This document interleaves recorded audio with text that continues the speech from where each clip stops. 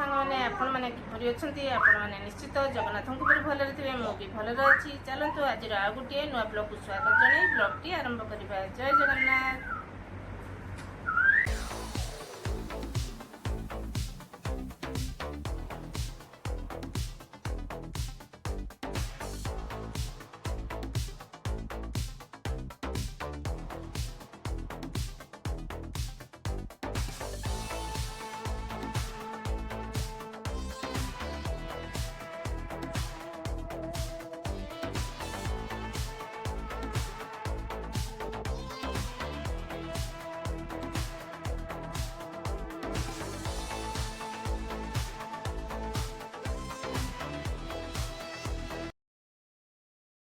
Hello सांग मैंने आपन तो केटेपुर जानी पारथुए जे मोर कुआडे जिबार अछि बोली सतरे आमे समस्ते सांग होई जीवु समस्त माने मु एवं मोर पिला माने आमे समस्ते सांग होई जीवु।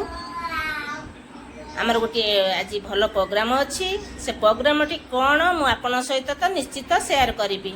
वर्तमान पई मु तो रेडी होई सारछि आम पिला माने रेडी होई सारिलेनि कि नाही चलंतु देखिबा शेष पर्यंत मो भिडियोटी को कंटिन्यू करुथिबे। आम तो वर्तमान पाई मार्केट रे आसी पहुँच सारछु। मार्केट माने आम पाख मार्केट रे आम घर निकट रु 3 किलोमीटर दूर रे से मार्केट रे आम वर्तमान सुधा आसी पहुँच सारछु। आम बड़ पुओ को वेट करिछु। आम बड़ पुओ आसला परे आम सांग होई समस्ते से प्रोग्राम को जीवु। आपन तो कही आज गोटे बहुत भल प्रोग्राम अच्छी से प्रोग्राम टी कौन मुझे आपण सहित निश्चित शेयर करी। आ पुओ आसला परे आमे सब सांग होई जीवु। वर्तमान सुधा पुओ आसी पहुँच सारछि आमे सांग होई से प्रोग्राम को बाहरिलु।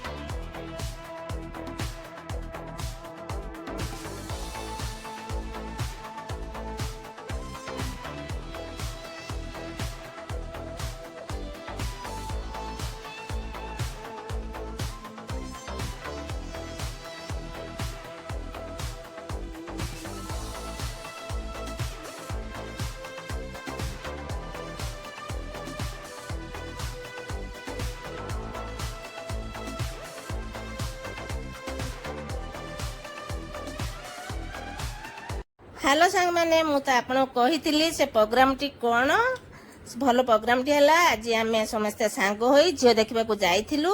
आम झील देखिकी आसिकी वर्तमान पाई रास्ता रे फेरुचु। वर्तमान राति 9टा कहीं आम प्राय आज 200 किलोमीटर दूर को देखा जाइलु। फेरु फेरु पूरा लेट हो गला से आमको बहुत राति भी हो जाइए। आम वर्तमान पाई रास्ता रे फेरुचु। आपण सहित मु परे आज की दिन कौन सब है कि नहीं आपण सहित मु निश्चित शेयर करी। आम तो वर्तमान सांग होई समस्ते गाड़ी रे बसीछु एवं सेठी देखि आसला परे मजा मस्ती आमर समस्त चली किछि समय परे